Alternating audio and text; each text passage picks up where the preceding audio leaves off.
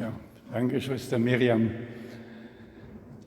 Liebe Freunde und Verehrer und Innen der heiligen Edith Stein, können Sie mich verstehen? Wenn Sie mich nicht verstehen können, dann heben Sie bitte die Hand. Ja, jetzt habe ich nichts gesagt. Also, Sie haben am Mittwoch im Vortrag gehört über den Weg Edith Steins in Karmel. Am 14. Oktober 1933, nach der ersten Vesper, es war damals etwas früher als heute, die haben die Vesper früher gebetet, also einige Stunden früher trat Edith Stein in den Karmel und sagte von sich, dass ich mich an dem Ort befand, wo ich längst hingehörte.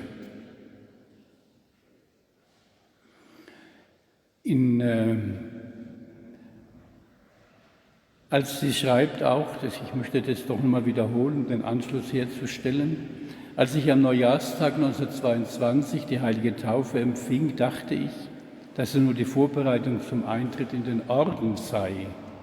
Das Warten war mir zuletzt sehr hart geworden. Ich war ein Fremdling in der Welt geworden. Ehe ich die Tätigkeit in Münster übernahm und nach dem ersten Semester, hatte ich dringend um die Erlaubnis zum Eintritt in den Orden gebeten. Sie wurde mir verweigert mit dem Hinweis auf meine Mutter und auch auf die Wirksamkeit, die ich seit einigen Jahren im katholischen Leben hatte. Ich hatte mich gefügt. Aber nun waren ja die hemmenden Mauern eingestürzt. Meine Wirksamkeit war zu Ende. Und sie sagt, es lag mir trotzdem fern, denen einen Vorwurf zu machen, die mir den Weg frei gemacht haben, wenn das auch nicht in ihrer Absicht lag. Es mutet seltsam an zu hören, dass es schließlich Hitler gewesen ist, der Edith Stein den Eintritt in den Karmel ermöglicht hat, während ihre kirchlichen Ratgeber, allen voran Erzabt Raphael Walser aus Beuron, ihr das immer verweigert haben. Man kann fragen, mit welchem Recht ihre geistlichen Berater ihr diese Erlaubnis verweigerten. Aber was für mich noch mehr wiegt als Mitglied des gleichen Ordens, in dem Edith Stein gelebt hat, man kann sich fragen, welche Einschätzung diese Berater vom rein kontemplativen Leben der Karmelitinnen hatten. Offensichtlich war es für sie eine zweite Wahl, die erst dann verwirklicht werden durfte, nachdem das Leben in der Welt unmöglich geworden war. Darüber kann man sich Gedanken machen. Als sie in den Karmel eintrat, hatte sie ohne vorher Kontakt mit einem Mitglied des Ordens gehabt zu haben, ein bestimmtes Bild vom Karmel. Bei Teresa hatte sie das innere Beten, also das absichtslose Verweilen bei Gott, der absoluten Wahrheit, der in Jesus Christus Mensch geworden ist, kennengelernt hat, das sie nach Aussagen vieler Menschen intensiv gepflegt hat, schon vor der Begegnung mit Teresa in jenem Sommer des Jahres 1922. Das habt ihr gehört. Also, Teresa hatte sie kennengelernt und letzten Endes war es Teresa, eine Frau, die ihre Entscheidung herbeigeführt hat, katholisch zu werden und nicht evangelisch, wie ihre meisten Kolleginnen und Kollegen damals. Der Prophet Elia als dem Führer und Vater der Karmeliten, als welchen sie ihn im Orden anrufen wird, und auch Johannes vom Kreuz scheinen in dieser Zeit nicht sehr bestimmend geworden zu sein. Wichtiger wurde der durch Therese von Lisieux und andere Gestalten des französischen Karmels vermittelte Einfluss, der mit den Worten Sühne, stellvertretendes Leiden, Hinopferung, Martyrium umschrieben werden kann. Inwieweit man das als karmelitanische Spiritualität bezeichnen kann, werde ich dann schon noch sagen. In den zitierten Darstellungen, also Pschivara, zu nennen vor allem Gertrud von Lefort mit der letzten am Schafott, eine Einführung in das Buch von Consumata, eine französische Karmelitin, ist immer der Akzent auf dem Sühne, auf dem Gedanken der Sühne, sodass der Karmel eine Zeit lang der Sühneorden schlechthin gewesen ist. Das war noch zur Zeit der Gründung des Klosters in Dachau so, 1964, auch in Auschwitz, vorher im 19. Jahrhundert in Meierling. Das sollten Schwestern Sühne leisten für das Unrecht, das andere Menschen begangen haben. Therese von Lisieux hebt sich mit ihrem sogenannten kleinen Weg, der letzten Endes totales Vertrauen ist, wohltuend ab. Nun stellen wir fest, bei Teresa und bei Johannes vom Kreuz, wir können sie als die Gründergestalten des theresianischen Karmel bezeichnen, kommt das Wort Sühne überhaupt nicht vor. Also ist der Karmel kein Sühneorden, von der Intention der Gründer her gesehen. Ich möchte kurz den Karmel im Sinn oder in der Idee der heiligen Teresa darstellen. Ein wichtiger Gesichtspunkt ist, Christus selbst ist der Meister. Für den Christen geht es nach Theresas Meinung darum, sich ganz auf die Du-Beziehung zu Jesus Christus einzulassen. Sie meint, ohne Lärm von Worten ist in unserer Seele unser Meister am Werk. Weg der Vollkommenheit. Daraus folgert sie, bleibt ganz in der Nähe von eurem Meister, fest entschlossen von ihm zu lernen, was er euch beibringt. Dann wird seine Majestät dafür sorgen, dass ihr es nicht versäumt, am Ende gute Schülerinnen zu werden.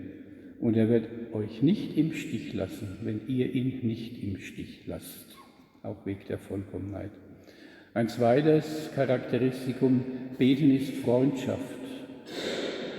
Teresa bringt es auf die bekannte Formel, es ist nichts anderes als Verweilen, nicht ein Gespräch, als Verweilen bei einem Freund, mit dem wir oft allein zusammenkommen, einfach um bei ihm zu sein, weil wir sicher wissen, dass er uns liebt. Beten ist also unverzweckt, unverdient, unberechnet und unberechenbar. Ein so verstandenes Beten führt zur Teilnahme am Schicksal des Freundes Jesus Christus und sei es bis ans Kreuz. So schreibt sie einmal, wir gehen zusammen, mein Herr, wohin du gehst, dahin muss auch ich gehen.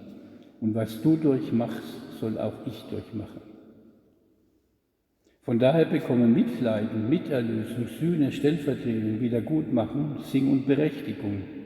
Wer sich dafür auf Teresa von Avila beruft, muss vorher immer klar gesagt haben, was ihr eigentliches Anschauen, Anliegen ist. Den anschauen, der mich anschaut. Das ist eine Kurzformel des Betens Teresa. Sie sagt zu ihren Schwestern, schau, er schaut dich an. Und was ein Blick ausrichten kann, das können Sie sich denken, wenn wir sagen, Blicke können töten, wenn wir sagen, Liebe auf den ersten Blick. Das ist es. Schau, er schaut dich an. Und zwar immer. In Gesellschaftleist seine Anliegen zu meinen Anliegen machen. Eine Folge davon ist, wenn sie sagt, um auch nur in einem Punkt Gottes Ehre und Verherrlichung zu vermehren, würde ich von Herzen gern mein Leben einsetzen. Dann Beten ist Apostolat. Aus einem als Freundschaft verstandenen Beten ergibt sich auch das Apostolat, da die Anliegen des einen zu denen des anderen werden. Teresa sagt das einmal wunderbar in ihrer Selbstbiografie, als einer ihrer Beichtväter sie bat, für ihn zu beten, schreibt sie, Herr, du darfst mir diese Gunst nicht verweigern. Schau, wie gut er ist, dieser Mensch, um unser Freund zu sein. Das ist apostolisches Beten. Den anderen in die eigene Freundschaft mit Jesus Christus einbeziehen. Das kann ohne viele Worte geschehen. Und da Gott will, dass alle Menschen gerettet werden und zur Erkenntnis der Wahrheit gelangen, wird ein solches Beten universal sein und ist in seinem tiefsten Kern apostolisch. Teresa hat die damals üblichen und nötigen Intentionen dann auch aufgezählt. Für die Verteidiger und Prediger, die gelernten Theologen, für die Lutheraner, dann später auch für die Indios. Ein Bruder von ihr war in Quito, also alle Brüder sind nach Las Indias gezogen. aus verschiedenen Gründen. Kann ich jetzt nicht darauf eingehen, sonst wird es zu lang. Beten wird Leben bei ihr. Der Schlüssel für den geistlichen Weg ist Entschlossenheit. Da sagt sie, es ist viel, ja alles an einer großen und ganz entschlossenen Entschlossenheit gelegen, um nicht aufzuhören, bis man zur Quelle lebendigen Wassers vorstoßt. Komme, was da kommen mag, passiere, was passieren mag, sei die Mühe so groß, wie sie sein mag, lästere, wer da lästern mag. Mag ich dort ankommen, mag ich unterwegs sterben oder nicht wert genug sein für die Mühen, die es auf dem Weg gibt, ja mag die Welt untergehen. Es ist nicht der Erfolg, der zählt, sondern das Bemühen. Teresa fordert zwar Entschlossenheit, aber immer verbunden mit großer Milde und Sanftheit, die die Tragkraft des jeweiligen Menschen berücksichtigt und ihn fördert, ohne ihn zu überfordern. Da müsste man jetzt auf die damalige Frömmigkeit eingehen, die war eigentlich ein Leistungsdenken mit Bußübungen, mit Observanz, und Teresa hat eine ganz neue Sicht eröffnet. Sie stellt keine unerfüllbaren Forderungen, sondern man muss tun, was man tun kann. Mit großem Realitätssinn steckt Teresa darum das Ideal nicht unerreichbar hoch, sondern betont das aufrichtige Bemühen, so etwa, wenn sich vom Bemühen um das Verlangen nach dem niedrigsten Dienst spricht, wohl wissend, dass uns Menschen eine solche Selbstzurücknahme nicht leicht fällt, aber auch, dass es nicht der Erfolg, sondern das Bemühen ist, das zählt. Weiter, Beten gründet auf Demut.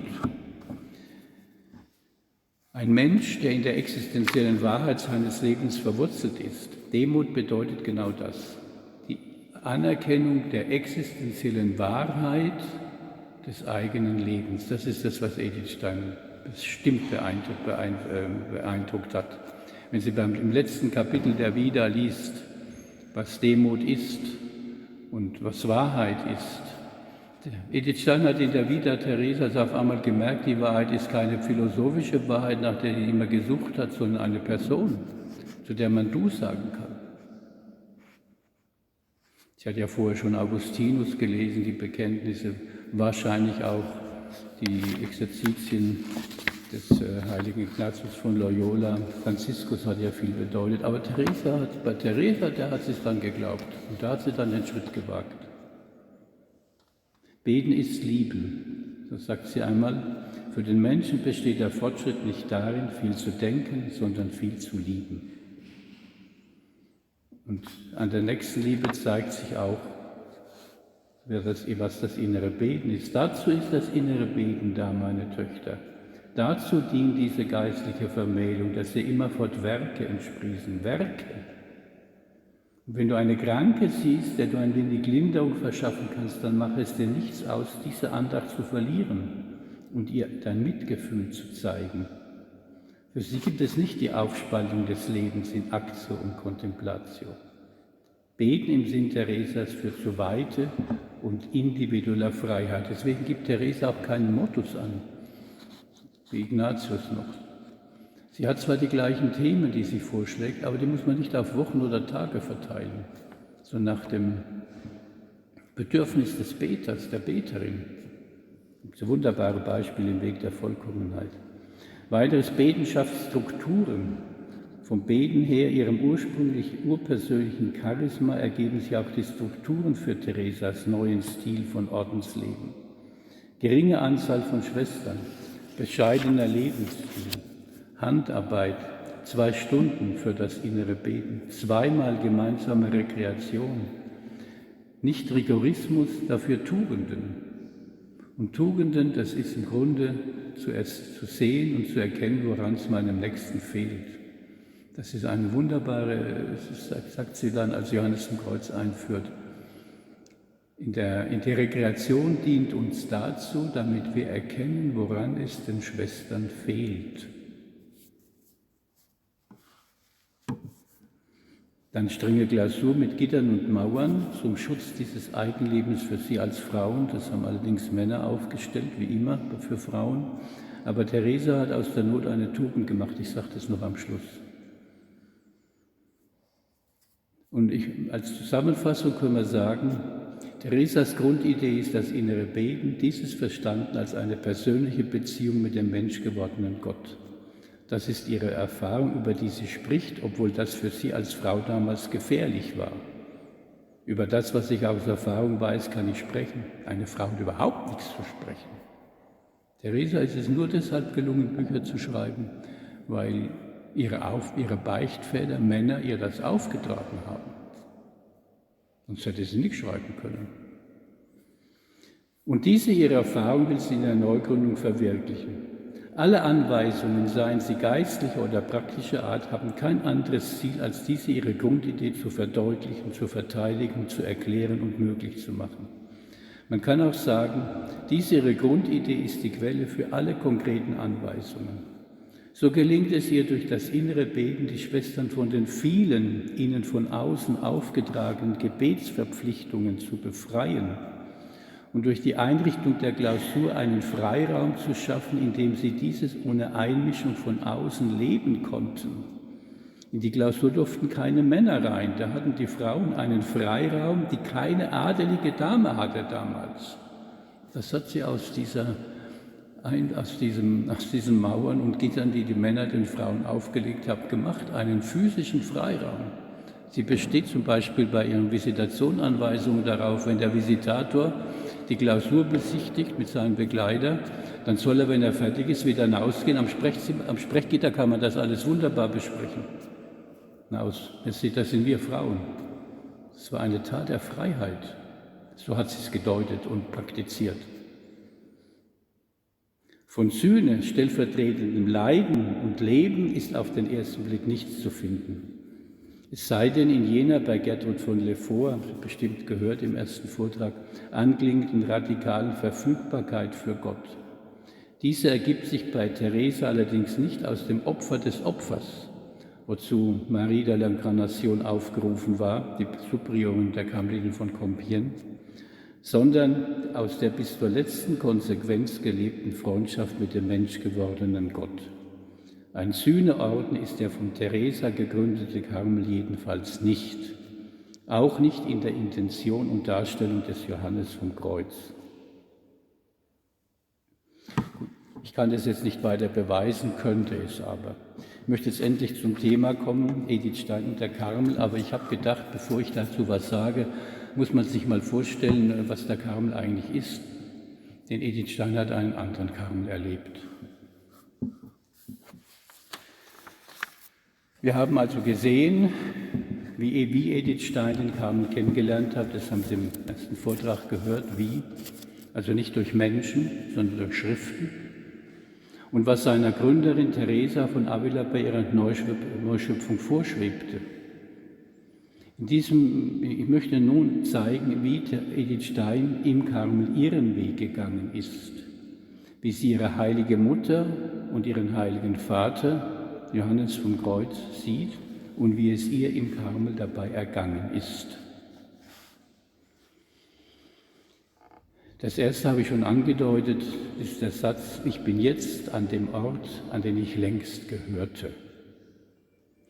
Bereits 5 Wochen nach ihrem Eintritt schreibt sie dazu an Adelgundis Jägerschmidt in Anlehnung an Therese von Lisieux: Es ist eine Mahnung an uns, es sehr ernst mit unserer Aufgabe zu nehmen, damit etwas davon den Pionieren der Kirche zugutekommt. Ein Gedanke, der sofort an Theresas Gründungsauftrag für ihren ersten Schwester in San José erinnert. Da schreibt es nämlich, im Gebet für die beschäftigt sein, die die Verteidiger der Kirche und Prediger und gelernte Theologen sind, die sie verteidigen. Und Edith Stein fährt in dem genannten Brief fort, wiewohl ihr der Choral von Beuron her ein großes Bedürfnis ist. Von unseren 2 Stunden Betrachtung würde wohl keine echte Karmelitin etwas hergeben. Das ist für uns der Brunnen des Lebens, womit sie sagt, dass ihr die Betrachtung wichtiger ist als Gesangsstunden. Ähnlich in der Osterwoche 1934. Das ist ein halbes Jahr nach dem Eintritt. Die Grundlage unseres Lebens sind doch die 2 Stunden Betrachtung, die wir in unserer Tagesordnung haben. Seit ich diese Wohltat genieße, weiß ich erst, wie sehr sie mir draußen gefehlt hat. Damit hat sie den Wesenskern des theresianischen Karmel erfasst. So kann sie ehrlich schreiben: Sie können sich wohl vorstellen, dass ich Beuro nicht vergessen habe, aber Heimweh habe ich nicht. Das hört auf, wenn man in seiner richtigen Heimat gelandet ist. Selbst der Schmerz, den ihr Ordenseintritt ihrer Mutter bereitet hat, sagt sie, hat meine Überzeugung nicht erschüttern können, dass ich dort bin, wo ich hingehöre. Dass eine Karmelin philosophiert, ist aber etwas Ungewöhnliches und durchaus nicht die Hauptsache in ihrem Leben. Und wenn ihr Glück darauf gebaut wäre, stünde es auf recht schwachen Füßen. Wir bewundern Edith Stein für ihre Philosophie. Das war für sie nicht das Wichtigste im Karmel, Gott sei Dank. Ich darf sagen, dass mein Glück davon unabhängig ist. Auch wenn sie es, Gott sei es gedankt, im Karmel hat philosophieren dürfen. Ein weiterer Punkt: Dankbarkeit. Die Folge dieser Gewissheit in ihrer Ordensberufung ist ihre Dankbarkeit dafür, so schreibt sie in einem Brief an Gertrud von Lefort. Das Vertrauen, dass etwas von unserem Frieden und unserer Stille hinausströmt in die Welt und denen beisteht, die noch auf der Pilgerschaft sind, kann mich allein darüber beruhigen, dass ich vor so viel Würdigeren in diese wunderbare Geborgenheit berufen wurde. Sie können sich gar nicht denken, wie tief es mich jedes Mal beschämt, wenn jemand von unserem Opferleben spricht. Ein Opferleben habe ich geführt, solange ich draußen war. Es sind mir fast alle Lasten abgenommen und ich habe in Fülle, was mir sonst fehlte. Ähnlich an Konrad Schwind, der Neffen ihres ersten geistlichen Begleiters. Ich vermisse nichts, was draußen ist, und ich habe alles, was ich draußen vermisste, sodass ich immer nur für die ganz unverdiente Gnade der Berufung danken muss. Auch hier können wir auf Teresa von Avila verweisen, die sich immer wieder dagegen wehrt, sich oder ihre Schwestern besser zu sehen als die anderen. Schreibt sie: Nun könnten wir, die wir ein Ordensgewand tragen und es freiwillig annahmen und seinetwegen alle Dinge der Welt und alles, was wir besaßen, hinter uns gelassen haben, meinen, damit sei schon alles getan. Das schreibt Teresa in einer Zeit, in der das Ordensleben viel höher gewertet wurde als das Leben der Laien. Da gab es ja diese 3 Arten, einen Fluss zu überqueren. Die Laien mussten einen Fluss in einer Furt überqueren und sind meistens umgekommen. Die Priester haben ein Floß gehabt, auch noch gefährlich, aber die Ordensleute sind auf einer Brücke hinübergegangen. Das war das sicherste und der beste Stand. Das war auch das, was Therese überzeugt hat, ins Kloster zu gehen, weil es der beste Stand war. Aber Teresa schreibt, es gilt nur unter der Bedingung, dass man sich als unnützen Knecht betrachtet und nicht glaubt, dadurch unseren Herrn verpflichtet zu haben, einem derartige Gnaden zu erweisen, sondern im Gegenteil als einer, der mehr empfangen hat, noch mehr in seiner Schuld zu stehen. Ein weiteres Detail: verbunden mit der Welt. Das Bewusstsein, am richtigen Ort zu sein und die große Dankbarkeit dafür bedeuten für sie, für Edith Stein, keine Trennung von der Welt. So sagt sie: Wer in den Karmel geht, ist für die Seine nicht verloren, sondern erst eigentlich gewonnen. Denn es ist ja unser Beruf, für alle vor Gott zu stehen, womit sie einen Grundsatz der karmelitanischen Tradition ausgesprochen hat, der dem Propheten Elia in den Mund gelegt wird. Vivi Dominus in cuius conspectus tu heißt in der Vulgata-Übersetzung, die Edith Stein gekannt hat. Es lebt der Herr, vor dessen Angesicht ich stehe. In der Erfahrung Theresas kommt dieses Bewusstsein, für alle vor Gott zu stehen, in der apostolischen Dimension des Betens zum Ausdruck. Dass das für Edith Stein keine Theorie war, zeigen ihre vielen Briefe aus dem Karmel. Speziell auch an ihre Familie mit dem wöchentlichen Brief an die Mutter, der ihr entgegen aller Vorschrift erlaubt worden war. Entgegen aller Vorschrift damals. Es gab auch im Karmel von Köln damals großzügige Schwestern und Momente. Die Bereitschaft zum Letzten, in diesem Sinn des Stehens für alle vor Gott, ist auch ihre Bereitschaft zum Letzten zu verstehen. Da schreibt sie, aber ich vertraue darauf, dass der Herr mein Leben für alle angenommen hat. Ich muss immer wieder an die Königin Esther denken, die gerade darum aus ihrem Volk herausgenommen wurde, um für das Volk vor dem König zu stehen. Ich bin eine sehr arme und ohnmächtige kleine Esther, aber der König, der mich erwählt hat, ist unendlich groß und barmherzig. Das ist ein großer Trost. Auch hier können wir an Teresa denken, die mehr als einmal sagt, wörtlich, dass ich als Abhilfe für eine der vielen Menschen sehen, die ich verloren gehen sah, 1000 Leben hergeben würde. Wenn auch die historischen Kontexte verschieden sind, so ist die Bereitschaft gleichermaßen da. Bei Edith Stein mündete sie in den Akt der Aufopferung und Sühne mit dem Gedanken an Wiedergutmachung und Stellvertretung. Teresa und auch Johannes vom Kreuz ist eine Vorstellung fremd.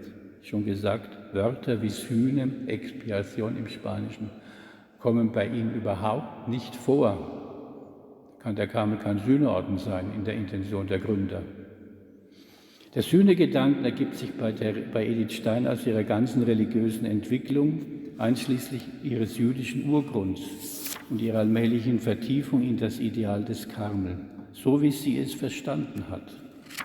Doch hebt sie sich von einer oberflächlichen Sühnementalität ab, in der oft der Gedanke mitschwingt, besser zu sein als die, für die man Sühne tut. Bei ihr ist das ganz anders. Sie ist überzeugt, meine Betrachtungen sind keine hohen Geistesflüge, sondern meist sehr bescheiden und einfach. Das Beste daran ist Dankbarkeit dafür, dass mir dieser Platz als irdische Heimat geschenkt ist. Eine solche geistliche Haltung lässt das Reden von Gott als dem Grund und Angelpunkt des Lebens glaubwürdig erscheinen. Dass Gott in uns die ganze heiligste Dreifaltigkeit in uns ist, das ist die ganze heiligste Dreifaltigkeit. Wenn wir es nur verstehen, so sagt sie, uns im Inneren eine wohlverschlossene Zelle zu bauen und uns so oft wie möglich dahin zurückzuziehen, dann kann uns an keinem Ort der Welt etwas fehlen. Und dass wir uns auf uns selbst nicht verlassen können und verlassen wären, wenn nicht einer für uns sorgte, der klarer und weiter sieht als wir, wie sie am 27. Oktober 1938 an ihren Schwager Hans Bieberstein schreibt. Diesem Gott vertraut sie total, sodass sie nach ihrer erzwungenen Übersiedlung nach Echt schreiben kann: Ich habe kein anderes Verlangen, als dass an mir und durch mich Gottes Wille geschehe. Bei ihm steht es, wie lange er mich hier lässt und was dann kommt. In manibus sortes mea, in deinen Händen liegt mein Geschick. Da ist alles gut aufgehoben. Sie ist überzeugt, wörtlich, das freiwillige Sühneleiden ist das, was wahrhaft und wirklich am tiefsten mit dem Herrn verbindet. Es entspringt einmal der bereits bestehenden Verbindung mit Christus, andererseits verbindet die Sühneleistung näher mit Christus. So ist Sühne Folge und zugleich Vertiefung der Freundschaft mit Jesus Christus. Ihr Testament? In diesem Sinn ist Edith Steins Testament zu lesen und zu verstehen, das sie am 9. Juni 1939 verfasst hat, wohl in Vorausahnung dessen, was auf sie zukommen würde, aber auch weil sie das vor der ewigen Profess in Köln gemachte, nicht nach echt mitgenommen hatte und die Verhältnisse sich inzwischen verändert hatten.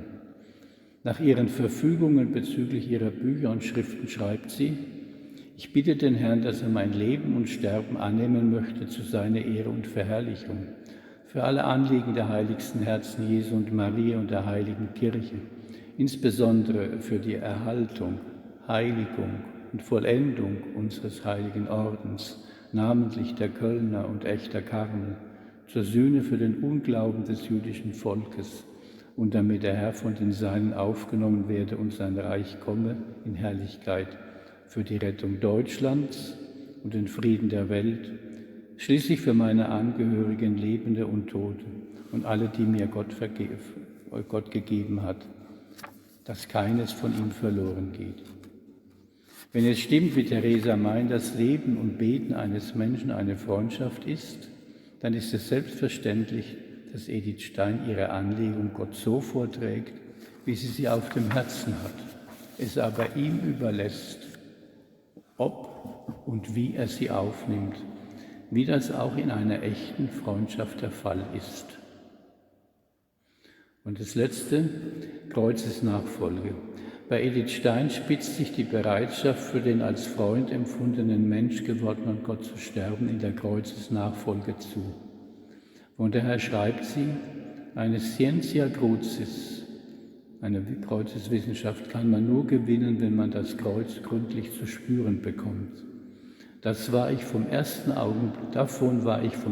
Augenblick an überzeugt und habe von Herzen Ave crux spes unica gesagt. Edith Stein hat zwar bis zum Schluss alles versucht und auch alle Versuche unterstützt, um sich und ihre Schwester Rosa in Sicherheit zu bringen, aber auch eine unglaubliche Gelassenheit gezeigt, denn sie ist der Meinung, dass man eine Befreiung vom Kreuz nicht wünschen kann, wenn man den Adel vom Kreuz hat. Wir haben im Karmel alle einen Adelstitel, der Edith Stein vom Kreuz. Ich heiße von der Auferstehung des Herrn, jede Schwester, jeder Bruder.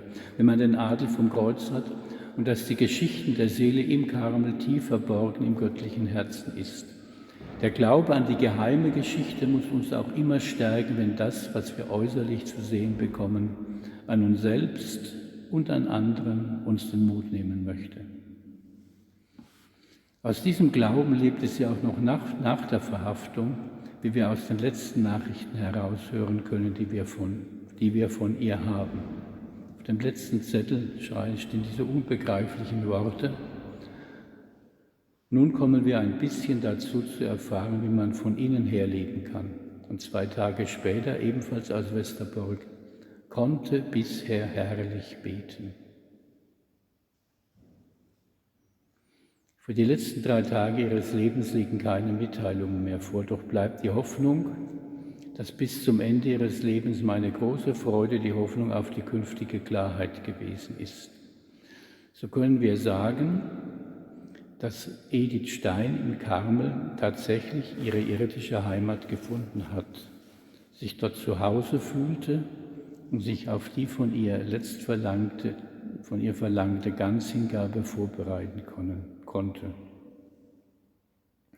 Jetzt noch ein kurzer Blick, wie Edith Stein Teresa und Johannes vom Kreuz gesehen hat.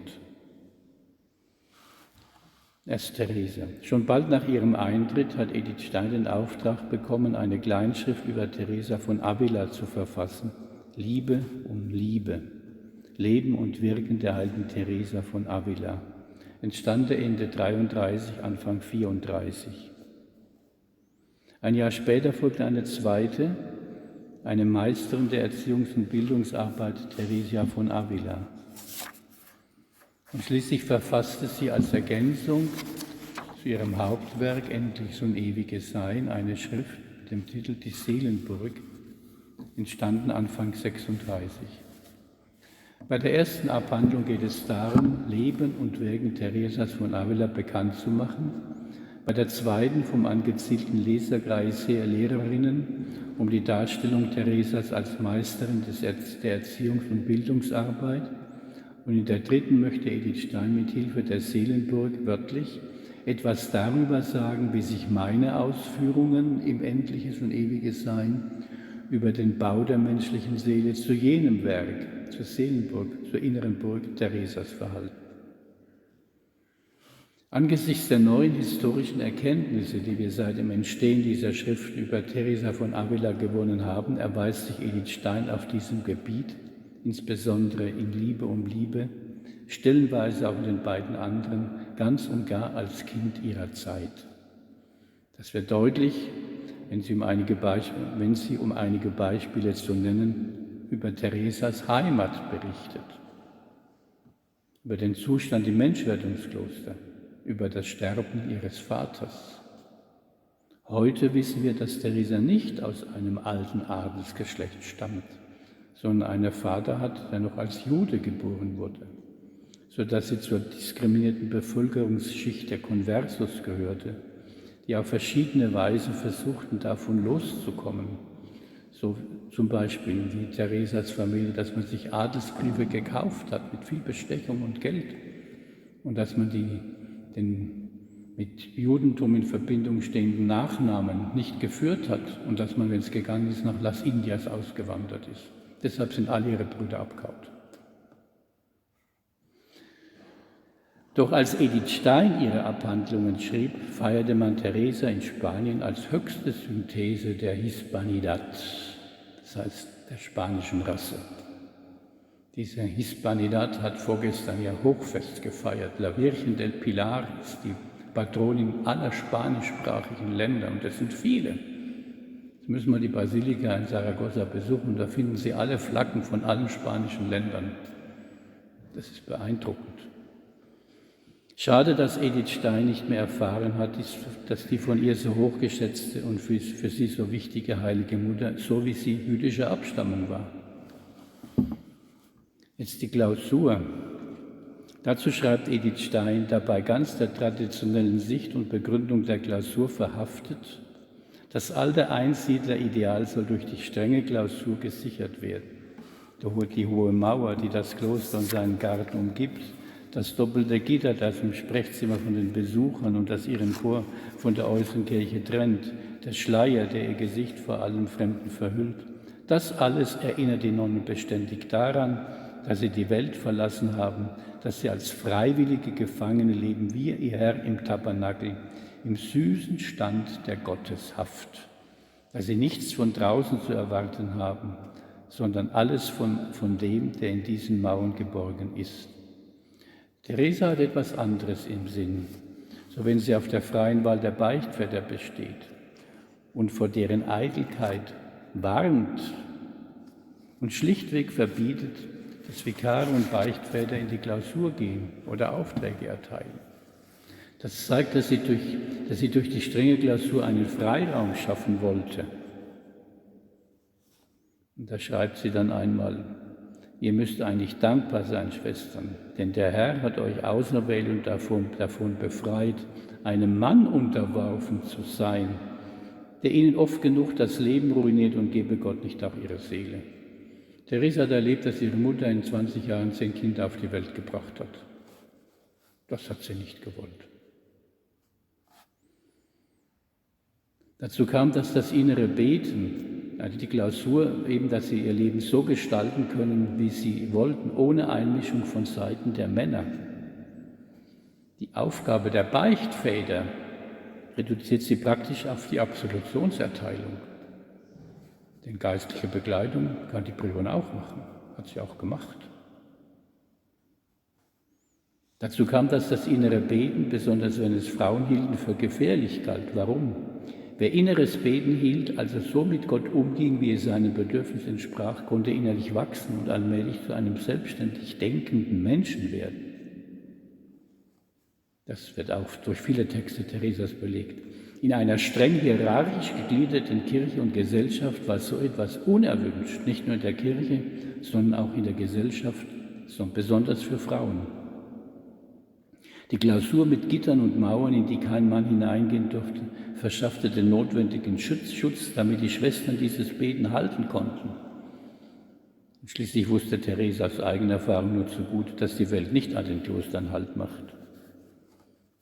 Das habe ich manchmal Schwestern gesagt, die meinen, dass das Gitter die Abwendung von der Welt ist. Und da habe ich gesagt, die Welt hast du in deinem Herzen. Wenn du eifersüchtig bist und neidisch bist, das ist die Welt. Wesen des Betens. Im Hinblick auf das Wesen des Betens erweist sich Edith Stein in mehrfacher Hinsicht als treue Interpretin ihrer heiligen Mutter. So charakterisiert sie die junge Novizin, also die junge Novizin Teresa, obwohl das von der Historie her nicht stimmt, aber Edith Stein sieht es da doch richtig.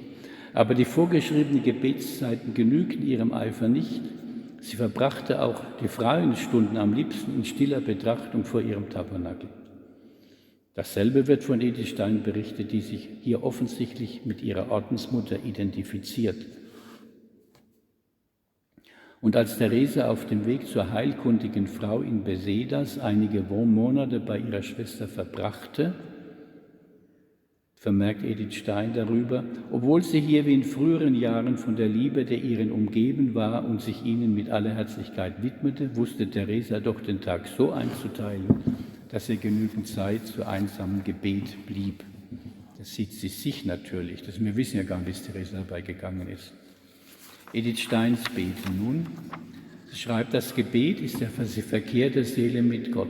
Gott ist die Liebe und die Liebe ist sich selbst verschenkende Güte, eine Seinsfülle, die nicht in sich selbst beschlossen bleiben, sondern sich anderen mitteilen, andere mit sich beschenken und beglücken will. Dieser sich selbst ausspendenden Gottesliebe verdankt die ganze Schöpfung ihr Dasein. Die höchsten aller Geschöpfe aber sind die geistbegabten Wesen, die Gottes Liebe verstehend, empfangen und frei erwidern können, die Engel und Menschenseelen. Und dann ist nun der größte Satz, das Gebet ist die höchste Leistung, deren der Menschengeist fähig ist. Theresa und Johannes vom Kreuz würden vom Gebet nicht als Leistung sprechen. Aber es ist nicht allein menschliche Leistung. Das Gebet ist eine Jakobsleiter, auf der des Menschen Geist zu Gott empor und Gottes Gnade zum Menschen herniedersteigt. Theresas Lebensideal, habe ich vorhin schon gesagt, vom inneren Beten her definiert Theresa in Edith Steins Darstellung nun auch ihr Lebensideal, das in den neu gegründeten Klöstern gelebt werden und entsprechend geprägte Menschen anziehen soll. Schreibt sie, das Lebensideal war es, wozu es Theresa hinzog, seitdem sie erfahren hatte, was der innere Verkehr der Seele mit Gott bedeutet. Wir würden da vielleicht heute besser sagen, das absichtslose Verweilen.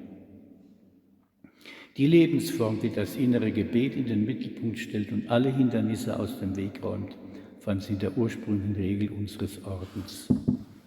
Ein weiterer charakteristischer Zug ist noch in Edith Steins Darstellung, nämlich, dass sie Theresa als Meisterin der Erziehungs- und Bildungsarbeit darstellt. Historisch darf man da nicht so genau hinschauen, aber es ist trotzdem interessant, dass Edith Stein da Richtiges getroffen hat. Das macht sie nun an Johannes vom Kreuz deutlich. Edith Stein schreibt, es ist wohl nicht so viel gesagt, dass die Begegnung mit der Heiligen für Johannes vom Kreuz von entscheidender Bedeutung war und dass er in ihrer Schule ein anderer wurde, als er vorher war. Wenn wir nun sehen, wie er bald nach der Trennung von der Heiligen Mutter, von der elenden Hütte in Durvelo aus, der Wiege der Reform, wir würden heute sagen, der Wiege des theresianischen Karmel, dem Landvolke der Umgebung predigte, wie er etwas später im ersten Noviziat des Ordens zu Pastrana den jungen Nachwuchs nach seinem Bild formte. Das stimmt nicht, da war er nicht. Im ersten Ordenskolleg zu Alcalá die Studien leitet, im Kloster der Menschwerdung in Avil als Beichtvater der Nonnen der Heiligen Mutter beisteht, um den gesunkenen Geist ihres alten Heimatklosters zu erneuern. Das ist historisch auch nicht richtig, aber es geht jetzt um etwas anderes. Wenn wir seine Briefe lesen, in denen er sich als ein erleuchteter und unbeirrter Seelenführer zeigt, wenn wir in seinen mystischen Schriften den großen Kirchenlehrer kennenlernen, dann glauben wir, das Meisterwerk zu sehen, das die Hand der Heiligen Mutter vom Heiligen Geist geführt, gebildet hat. Er selbst mag etwas davon empfunden haben, als er vor seinem Aufbruch nach Durvelo beim Abschied vor ihr niederkniete und um ihren Segen bat. Das ist legendenhaft, aber es ist egal. Es geht jetzt hier, sie möchte zeigen, wie Theresa eine Meisterin der Erziehungs- und Bildungsarbeit war. Damit hat Edith Stein den Einfluss Theresas auf Johannes vom Kreuz richtig erkannt und eingeschätzt, auf was es in erster Linie ankam. Theresa resümiert nach einem Jahr: Mir hat der Geist und die Tugend, die dem Johannes vom Kreuz der Herr in so vielen Gelegenheiten gegeben hat, viel Mut gemacht, um zu glauben, dass wir gut begonnen haben. Er ist dem inneren Beten ergeben. Das ist die Hauptsache. Und das hat Edith Stein richtig erkannt. Hat einen guten Verstand. Möge der Herr ihn weiter voranbringen. Jetzt noch etwas zu Johannes vom Kreuz. Wahrscheinlich hat Edith Stein 1918 den Namen des Johannes vom Kreuz zum ersten Mal gehört. Sie hat ja zusammen mit Husserl das Büchlein von Rudolf Otto, Das Heilige, gelesen und da wird Johannes vom Kreuz in einer Fußnote 3-mal erwähnt. Wenn auch die Stellen, die Rudolf Otto zitiert, falsch zitiert sind, aber er erwähnt Johannes vom Kreuz 3-mal. Dann erst später wieder 1927 in einem Brief an Roman Ingarden, wo sie ihn so ganz selbstverständlich erwähnt. Doch vertieft sie sich vor allem nach ihrem Eintritt in den Karm in seine Schriften. In ihrer letzten Schrift Kreuzeswissenschaft setzt sie ihm ein bleibendes Denkmal. Wie ist ihre Sicht des Johannes? Was bei ihr auffällt, ist der absolute Primat des Kreuzes, denn unter dem Kreuz möchte sie die Einheit des Wesens des Johannes vom Kreuz in seinem Leben und in seinen Werken aufzeigen. Und die Einheit des Wesens, das Kreuz als Werkzeug oder Mittel der Mortifikation, das wir mit Ego-Sterben übersetzen, nicht mit Abtötung, mit Ego-Sterben des alten Menschen, damit der neue Mensch leben kann, hat in den Schriften des Johannes vom Kreuz natürlich einen breiten Raum. Bei der Darstellung dieses Aspekts der Erfahrung und Lehre des Johannes vom Kreuz, also des Kreuzes, hat Edith Stein ihn zweifellos richtig erfasst und dargestellt. Doch ist das für Johannes vom Kreuz tatsächlich das Primäre und Typische? Bietet Johannes vom Kreuz eine Kreuzeslehre oder Kreuzeswissenschaft? Was ist seine Antwort? Eine erste Antwort auf diese Frage kann die ganz schlichte, einfache statistische Überprüfung seines Wortschatzes geben. Nach den Wörtern Gott 4.522 Mal und Seele 4.464 Mal als den beiden Partnern in dieser Liebesbeziehung kommt das Wort Liebe in den Schriften des Johannes vom Kreuz am häufigsten vor, zusammen mit Wörtern wie liebend, liebevoll, lieben, ca. 2500 Mal, während der Worte wie Kreuz 41 Mal, Negation, das wir mit Selbstzurücknahme übersetzt haben, Sterben insgesamt nur 400 Mal vorkommt. Die häufigste Bezeichnung für Gott ist Amado, der Geliebte, für Christus Esposo, Bräutigam, während Erlöser 2-mal vorkommt, der gekreuzigte Christus 6-mal, auffallend selten. Von daher müsste man sagen, dass Johannes vom Kreuz eher eine Liebeswissenschaft als eine Kreuzeswissenschaft gelebt und gelehrt hat. Er selbst verwendet nie den Ausdruck Ciencia de la Cruz. Wohl spricht er von Ciencia de Amor, in der freilich die Kreuzesnachfolge, genauer die liebende Verähnlichung mit dem gekreuzigten Christus, eine nicht zu unterschätzende Rolle spielt. Einen weiteren Hinweis auf die eigentliche Absicht des Johannes vom Kreuz in seinen Schriften können uns die Titel geben, die er ihnen voranstellt. Beim Aufstieg auf den Berg Karmel heißt es, diese Schrift handelt davon, wie sich ein Mensch bereit machen kann, der schwer zu übersetzende spanische disponerse, sich disponieren kann, bereit machen kann, um bald zur gottgewirkten Gotteinung zu gelangen. Bei der dunklen Nacht lautet es Erklärung der Liedstrophen, die davon handeln, wie sich ein Mensch auf dem geistlichen Weg verhält, um zur vollkommenen Liebeseinung mit Gott zu gelangen. Es geht Johannes zum Kreuz selbst bei diesen oft aszetisch genannten Schriften also um die Liebeseinung, die nur durch Liebe verwirklicht werden kann. Noch deutlicher wird das beim geistlichen Gesang, dessen Titel lautet Erklärung der Liedstrophen, die von der Einübung der Liebe zwischen der Menschenseele und dem Bräutigam Christus handeln. Und schließlich bei der lebendigen Liebesflamme Erklärung der Liedstrophen, die von der ganz innigen und bewährten Einung und Gleichgestaltung des Menschen mit Gott handeln. Schließlich weisen auch die 3 Gedichte, die die Grundlage für die Prosawerke sind, der dunkle Nacht, Cantico und lebendige Liebesflamme, und auch die anderen Poesien in die Richtung der Liebeseinung zwischen Gott und Mensch. Das, was da vorherrscht, ist die Sehnsucht nach der Liebeseinung, das Bemühen darum, oder wie in der Flamme, die Feier dieser Liebeseinung. Dass das nicht ohne Leid und Kreuz geht, dass dieses die unabdingbare Voraussetzung dafür ist und den Menschen buchstäblich an den Rand des Todes, ja in diesen hinein und über ihn hinausbringt, ist keine Frage. Aber die gemeinsame Grundlage für dieses ganze Geschehen, also was diesem Einheit verleiht, ist eben nicht das Kreuz, wie Edith Stein sagt, sondern die gottgewirkte Liebeseinung mit dem geliebten Du, dem menschgewordenen Gott. Gleichgestaltung aus Liebe, Transformation de Amor, ist deshalb die von Johannes selbst gebrauchte Kurzformel für seine Lehre. Zu diesem Ergebnis, sowohl unter anthropologischem wie auch theologischem Aspekt betrachtet, kamen auch spätere Autoren, die der Frage nach dem Angelpunkt seiner Lehre nachgegangen sind. Und der Hauptunterschied scheint mir zu sein, dass für Johannes vom Kreuz die Gotteinung, die Union de Dios, die Gotteinung, ein Weg, ein fortschreitender Lernprozess und nicht erst das Ziel ist. Wir sind bereits in der Union de Amor de Dios. Wir sind bereits drinnen. Teresa würde sagen, wir sind bereits auf dem Weg der Vollkommenheit. Und das ist nicht das Ziel, die Vollkommenheit. Wir sind bereits drinnen. Natürlich wird es immer noch mehr werden. Während Edith Stein sie im Rahmen der damaligen Interpretation als fernes Ziel des Weges sieht, wie sie selbst schreibt, unser Ziel ist die Vereinigung mit Gott. Unser Weg, der gekreuzigte Christus, das Einswerden mit ihm im Gekreuzigtwerden. Freilich geht der Weg der fortschreitenden Gotteinung über das Hineinwachsen in das Ostergeheimnis Christi.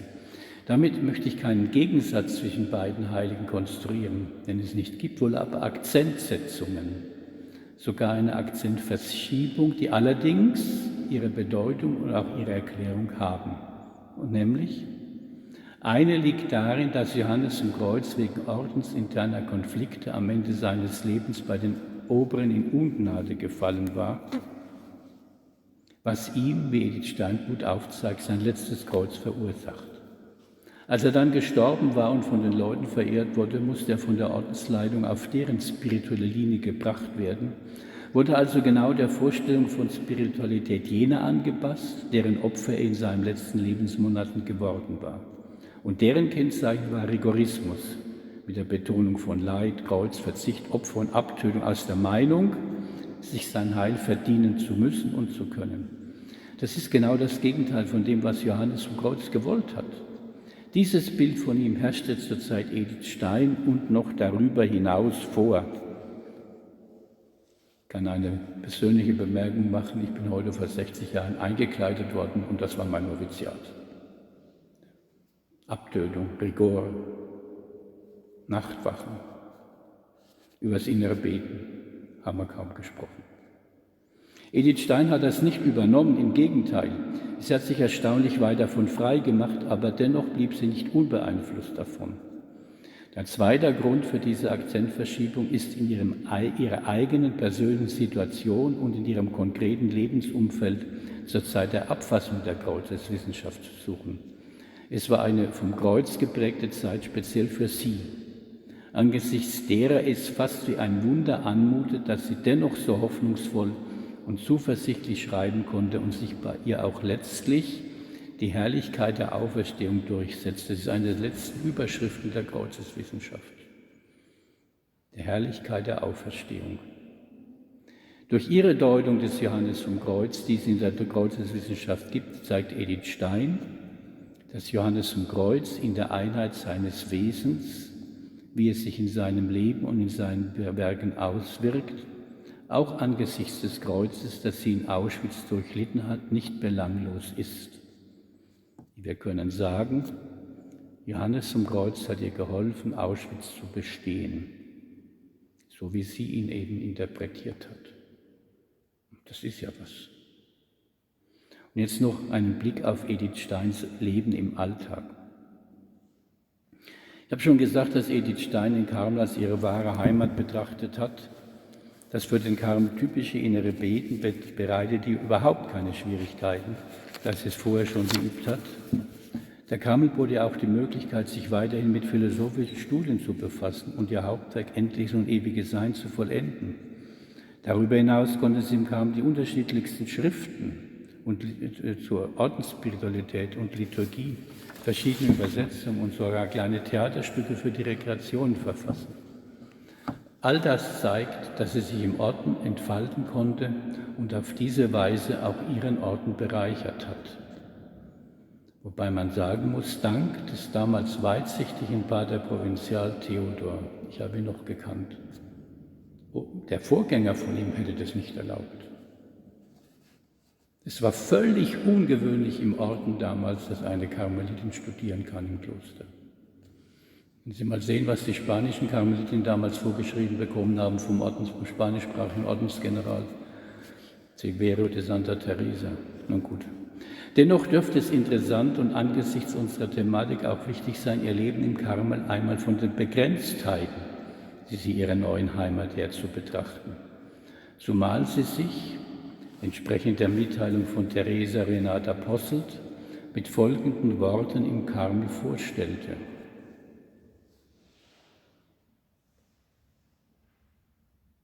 Nicht die menschliche Tätigkeit kann uns helfen, sondern das Leiden Christi. Daran Anteil zu haben, ist mein Verlangen. Das steht nun in der Biografie von der Posselt. Diese Worte werden, falls sie tatsächlich so gesagt hat, immer auf ihr gewaltsames Ende hingedeutet. Doch hat sie etwas davon auch schon im Alltag des Karmels zu spüren bekommen. Und sie ist nicht in Karmel eingetreten, um in Auschwitz zu landen. Das hat sie überhaupt, das kann man nicht sagen. Wenn sie sagt, dass im Karmel etwas aufbewahrt ist für sie, was sie nur im Karmel erleben kann, hat sie auch nicht an Auschwitz gedacht. Es geht schon an, diese Begrenztheiten, mit dem Besuch beim Klosterkommissar. Damals gehörte es zu den Aufnahmeformalitäten, dass die Karmelitin zum Klosterkommissar der Erzdiözese Köln gehen musste. Da ist sie damals hingegangen mit Hilfe einer Freundin. Diese Freundin hatte enge Verbindung zum Orden und besonders zum Kölner Karmel. Da gehörte auch der Besuch beim Klosterkommissar Dr. Albert Lenné. Es war dann Prälat von der Erzdiözese. Sie berichtet. Vielleicht kennen Sie den Text, der ist lesenswert. Auf dem Weg zu Herrn Dr. Lenné wurde ich von einem Gewitter überrascht und kam ganz durchnässt an. Ich musste eine Stunde warten, ehe er sich zeigte, obwohl der Termin ausgemacht war. Nach Begrüßung strich er sich mit der Hand über die Stirn und sagte: »Was war es doch, was du von mir wolltest? Ich habe es ganz vergessen.« Ich antwortete, ich sei Postulantin für den Karmel und bei ihm angemeldet. Er war nun im Bild und hörte auf, mich zu duzen. Später wurde mir klar, dass er mich damit auf die Probe stellen wolle.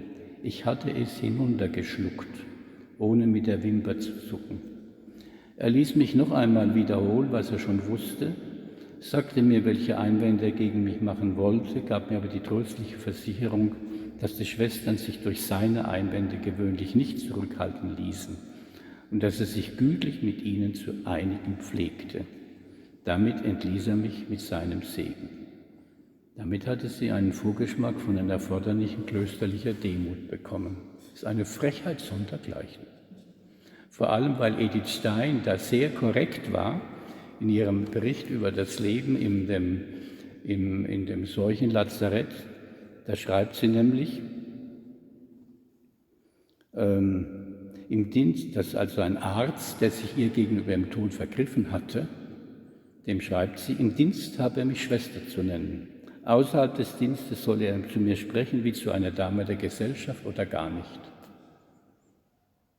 Das ist es, was der Papst heute ständig anprangert, dieser Klerikalismus, den es angeblich noch gibt. Dann die Demütigung durch die Novizenmeisterin. Theresa hat den Renata Posselt, zunächst Edith Steins Novizenmeisterin, ab 1936 auch ihre Priorin. Ich zitiere jetzt aus einer biografischen Studie von der Schwester Amata, die 16 Jahre lang mit ihr unter dem gleichen Dach zusammengelebt hat und ihre Nachfolgerin wurde, trotz mangelnden Alters, mit Dispens von Rom. Sie war von der Idee, Akademikerinnen neigten zu schlimmem Hochmut und bedürften der Demütigung, um sich zur Bescheidenheit durchzuringen, nicht abzubringen. Das exerzierte sie nun auch an Edith Stein durch, die das wohl einordnen konnte, weil sie wusste, dass ihre Novizenmeisterin aufgrund ihrer Eigenerziehung gar nicht anders konnte. Aber sie musste es auch aushalten. Der Amada schreibt, deshalb nahm sie jede, auch die kleinste Gelegenheit wahr, jene zu demütigen, die in der Welt so viel Ehre geerntet hatte. Edith Stein war in der Welt am Nullpunkt angekommen, als sie in Karmel eintrat. Man kann Edith Steins Leben tatsächlich unter dem Aspekt des Verlierens betrachten. Kann man sehr gut darstellen, sehr gut beweisen. Sie war damit letztlich darauf bedacht, sie je tiefer in die Demut, umso mehr in der gottvereinigenden Liebe zu begründen. Das ist völlig, Johannes von Gott hat einen ganz anderen Weg. So war das Zeugnis einer Mitnovizin. Dabei war Teresa Renata zweifellos von der besten Absicht geleitet, eben Edith Stein zu helfen. Aber, so schreibt Schwester Amada, sie schien in einem Denkmuster befangen, aus dem sie, wie ich ihr viel später einmal zu sagen wagte, jahrzehntelange Misserfolge nicht herauslocken konnte. Dass es Menschen geben könnte, die weniger zu Überheblichkeit als zu Minderwertigkeitsgefühlen neigen und von zu strengen Tadeln entmutigt und bedrückt wurden, vermochte sie nicht zu glauben. Nach ihrer Meinung waren solche Reaktionen nichts weiter als verkappter Dünkel. Die unkritische Darstellung des Lebens Theresas von Avila in einem kleinen Schriftchen aus ihrer Zeit als Postulantin, in dem Edith Stein den Eindruck erweckt, als hätte sie von kritischer Geschichtsschreibung keine Ahnung, mag unter anderem auch eine Folge dieser Schule der Demut sein, die sie bei ihrer Novizenmeisterin durchmachte. Theresa schreibt, wie sie dieses Büchlein, ich glaube an die Martha Petra Brüning in Dorsten geschenkt hat sie dazu geschrieben, ich schicke Ihnen diese Schrift, obwohl sie grausam verstümmelt worden ist. Wer war das wohl? Klösterliche Vorschriften, das ist ein unglaublicher Punkt. Ein weiterer Punkt waren die vielen geschriebenen und ungeschriebenen Vorschriften. Ich habe die alle auch noch erlebt, fast genauso. Dazu war 1932, ja, bevor Edith Stein eingetreten ist, ein Ordinarum in Deutsch erschienen. Irgendjemand hat es übersetzt, das in 454 Artikeln jeden Schritt und jeden Handgriff für die Schwestern vermeinte vorschreiben zu müssen. Das war für Edith Stein in einem zweifachen Sinn ein wahres Kreuz. Einmal, weil sie sich mit 42 Jahren viel schwerer tat, sich all diese Vorschriften zu merken, deren Berechtigung meist nur darin bestand, dass man es schon immer so gemacht hat, als ihre um 20 Jahre jüngere Noviziatsgefährtin. Zum anderen, weil sie von Anfang an bestens verstanden hatte, worauf es der Ordenskundin Teresa von Avila angekommen war. Nämlich das innere Beten. Das war nicht an erster Stelle gestanden bei der Noviziatsunterweisung. Auch hier meinte ihre Novizenmeisterin, ihr durch Demütigung weiterzuhelfen. Sie nahm das nicht zum Anlass, die sich plagende Postulantin zu ermutigen, sondern glaubt, ihr öffentlich vorwerfen zu sollen, sie werde im Gegensatz zu ihrer Tätigkeit in der Welt im Kloster täglich dümmer. Originalton. Das bereitet der neuen Postulantin die meisten Schwierigkeiten. Und so kann man es gut verstehen, wenn Edith Stein in einem Brief am 15. Dezember 1934 schreibt, also 14 Monate nach ihrem Eintritt: Ich habe das Gefühl, dass das eigentliche Noviziat erst vor kurzem begonnen hat, seitdem das Eingewöhnen in die äußeren Verhältnisse, Zeremonien, Bräuche und dergleichen nicht mehr so viel Kraft verbraucht. Da sie gut verstanden hatte, worum es Teresa bei ihrer Neukonzeption des Lebens im Karmel ging, mag es für sie keine geringe Enttäuschung gewesen sein, dass sie sich mit so viel unwichtigen Dingen herumschlagen musste. Wissenschaftliches Arbeiten. Auch die wissenschaftlichen Arbeiten, die Edith Stein dank der Weitsicht des damaligen Provinzials ermöglicht wurden, waren ein zweischneidiges Schwert. Ideale Bedingungen hatte sie nicht. Einmal kostete es ihr viel Zeit und Mühe, die notwendige Literatur zu bekommen. Da muss man nur mal die Briefe durchschauen. Dann stand sie wegen der begrenzten Zeit ständig unter Druck, litt unter unzureichenden Voraussetzungen und musste schließlich auf die Drucklegung ihres Hauptwerkes verzichten. Es ist zwar noch gedruckt worden, wir haben ja die Korrekturfahne, aber nicht mehr veröffentlicht worden. Deutlich wird dieses Problem, das für Edith Stein im konkreten Klosterleben kein geringes war, in einem Brief des Provinzials an Sie. Die Dispens von der Rekreationsstunde kann ich leider nicht geben, mit Rücksicht auf die Kommunität. Sehen Sie, liebe Schwester Benedikta, wir müssen den Eindruck vermeiden, als ob Sie zu viel Ausnahmen zugebilligt erhalten würden. Denn auch in diesem Fall gilt primum vivere, modo Carmelitico, de inde philosophari. Erst karmelitanisch leben, dann philosophieren. Ich habe das nicht leichte Amt des Moderators. Ich moderiere Ihnen zuliebe die Observanz und ich moderiere den Schwestern zuliebe die Dispensen, die ja vulnus legis sind, eine Verletzung des Gesetzes. Was Sie betrifft der Konzentrationsschreiben, kann ich sehr gut verstehen. Aber ich könnte ein weiteres Dispensieren in Ihrem eigensten Interesse nicht verantworten. Dazu schreibt, was sich für Edith Stein und für die Nachwelt als Vorteil erwies, war für sie Ursache für Zeitdruck und Schmerz. Treffend schreibt die Herausgeberin Amata aus persönlicher Kenntnis der Situation im Kölner Karmel folgende Anmerkung. Dieser Brief legt die Vermutung nahe, dass doch die eine oder andere Beschwerde über die noch dem Noviziat angehörende Jungprofessor Theresia Benedicta aus dem Kölner Karmel zum Provinzial gedrungen war. Noch war ihr Verbleiben im Orden von der Zustimmung der Schwestern abhängig. Unmöglich ist aber nicht, dass es auch dem Vorgesetzten selbst bedenklich erschien, für eine Anfängerin im Ordensleben zu viele Ausnahmen zu genehmigen. Von der Rekreation am Mittag war Edith Stein schon längst dispensiert. In diesem Brief geht es um die Dispens von der gemeinsamen Abendrekreation. Edith Stein bekam damit konkret zu verspüren, was selbst heute noch, bewusst oder unbewusst, in Bezug auf das kontemplative Leben der Karmelitinnen in vielen Köpfen herumspuckt, dass nämlich wissenschaftliche, intellektuelle Tätigkeit mit dieser Lebensform nicht vereinbar sei, weil sie zu sehr vom Leben in der Gegenwart Gottes ablenke. Dafür seien intellektuell anspruchslose Arbeiten viel besser geeignet. Aber gerade in diesen Haus- und Küchenarbeiten erwies sie sich trotz besten Willens als ungeschickt. Edith Stein schreibt ja da auch, dass sie anfangs gedacht hat, ein religiöses Leben führen heiße, alles Irdische aufgeben und nur im Gedanken an religiöse Dinge zu leben. Und war selbst diesem weit verbreiteten, typisch katholischen Vorurteil aufgesessen. Außenkontakte. Auch ihre vielen Außenkontakte, zumal mit zahlreichen sehr bekannten Persönlichkeiten, liefen dem Karmelideal zuwider, wie es damals gesehen wurde und weitgehend bis heute gesehen wird. Das klingt in einem Brief an Petra Brüning an, 26. April 1940. Ich war ohnehin immer noch etwas bedrückt, weil ich bei ihrem lieben Besuch ihnen nicht einmal so lange Zeit widmen konnte, wie sie sich für mich freigemacht hatten, und bin sehr froh, dass sie die Zeit damals so fruchtbar anwenden konnten.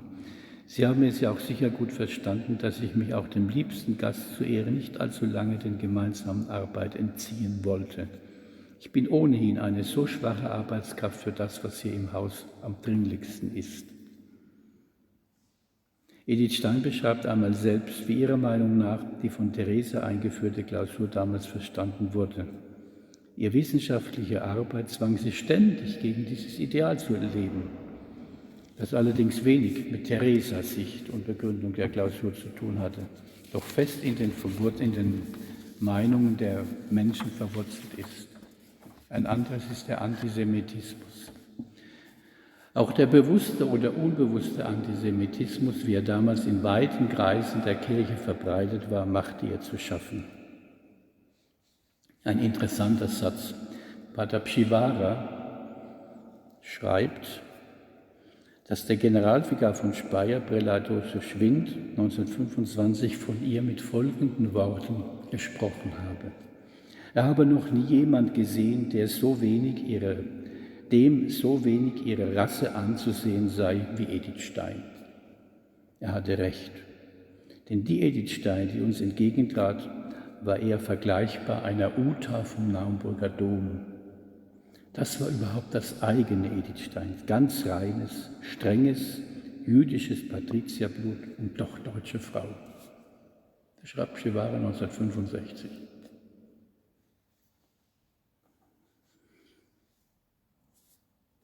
Dieser Antisemitismus hatte auch im Kölner Karmel nicht Halt gemacht.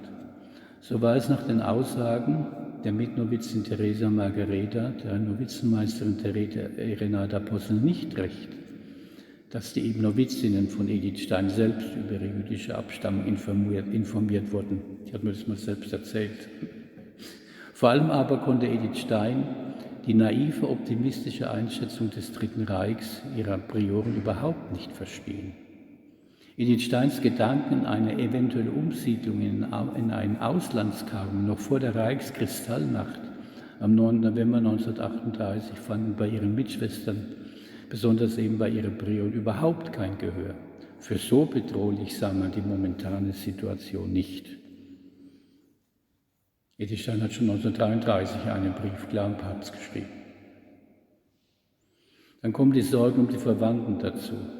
Noch vor dem Tod der Mutter, der Edith Stein zutiefst erschüttert hat, dass sie vorher nicht mehr sehen konnte, was das Schwerste in meinem Ordensleben war. Edith Stein schreibt, dass sie ihre Mutter nicht mehr sehen konnte nach dem Abschied gestern, vor 90 Jahren, vorgestern. Das war das Schwerste in meinem Ordensleben. War das nötig? Und vorher beginnen die Sorgen um ihre Verwandten. Es wird immer schwerer für sie. Sie befürchtet mit Recht, dass sie noch viel Schweres durchmachen müssen. Ihre geliebte Nichte Susanne hat in der Schule Schweres zu leiden. Ihr Schwager Hans Bieberstein, der Vater von der Susanne, hat seine Stelle verloren. Am 1. August 1938 schreibt sein Kalisterkopf, dass sie einsehen müssen, dass es nicht länger geht, in Deutschland zu bleiben und der Familie zerstreut wird. Ein Brief vom 27. Februar 1939 bringt endlich die gute Nachricht, dass die Familie ihrer Schwester Erna in New York wieder glücklich vereint ist. Die Nachrichten werden immer alarmierender. Am schlimmsten sind die Schwestern in Breslau dran, Frieda und Rosa.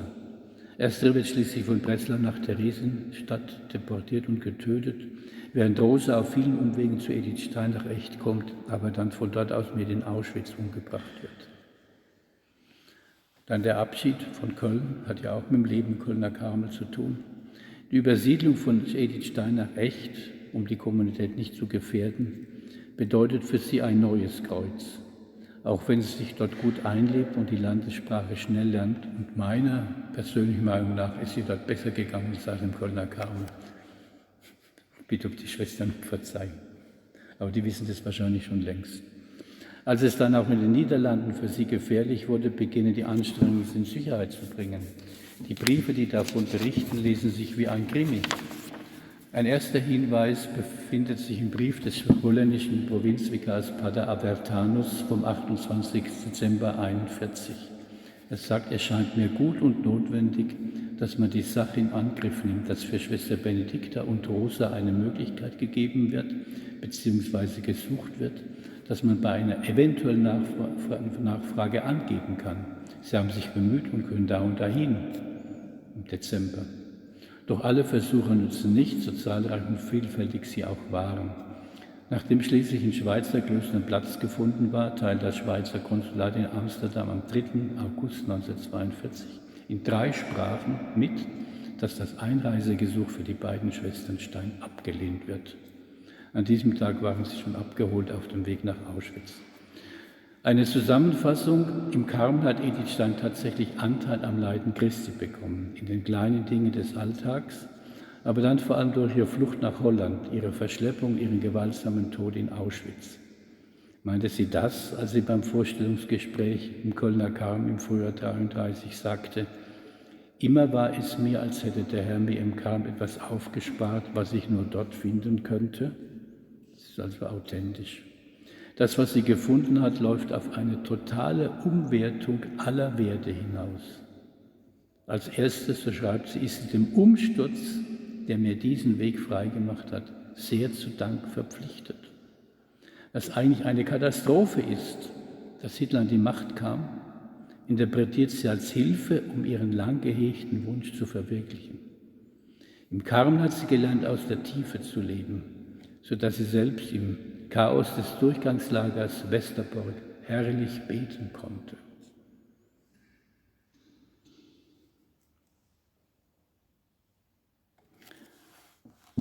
Also ein gewisser Abschluss.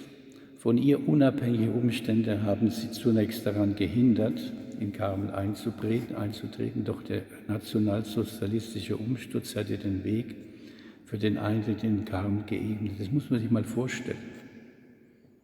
Was wäre gewesen, wenn sie ihre Stelle in Münster weiter hätte machen können? Das war vorgesehen, das Sommersemester war vorbereitet.